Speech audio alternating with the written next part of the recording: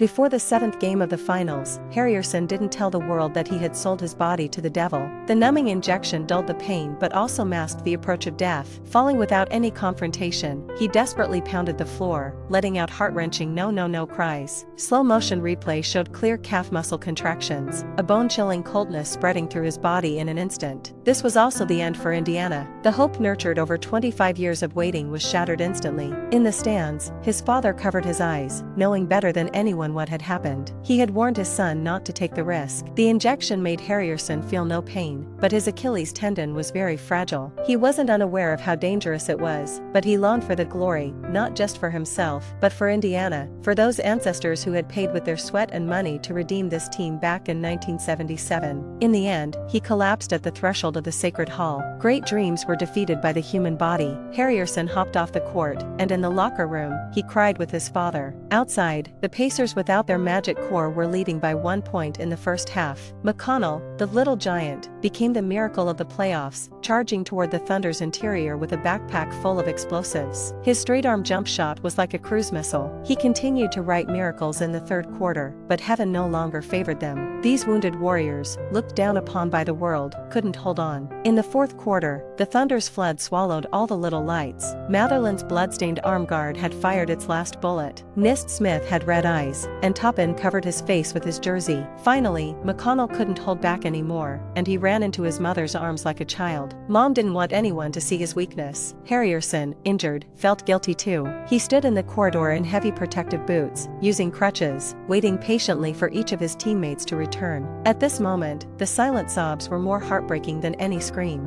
Reggie Miller, the team's legend who had known the pain of almost reaching but not quite, silently hugged each Pacers player. In 1998, they fell at the feet of the gods in a seventh game. In 2000, they were crushed by the OK dynasty. Then came the destruction at Auburn Hills. Small O'Neal, Granger, George, Oladipo, the backbone of every generation of Pacers, faced the fate of being broken by injuries. After 25 years of blood and tears, after 25 years of sincere hopes, when they were just one step away from the championship, fate laughed at them again. Lying in bed, Haliburton probably won't be able to play next season. He wrote a long article, starting with "Guys, besides being shocked, I really don't know how to describe it. Words couldn't express this feeling of loss, and such a defeat was hard to put into words. I've worked my whole life to get to this moment, and it's all over like that. It just doesn't make sense." The road to repair Haliburton's Achilles tendon will be long. The future of the Pacers is shrouded in uncertainty. If the story of these Pacers is forever frozen in the tears of the 2025 seventh game, how could that not be heartbreaking?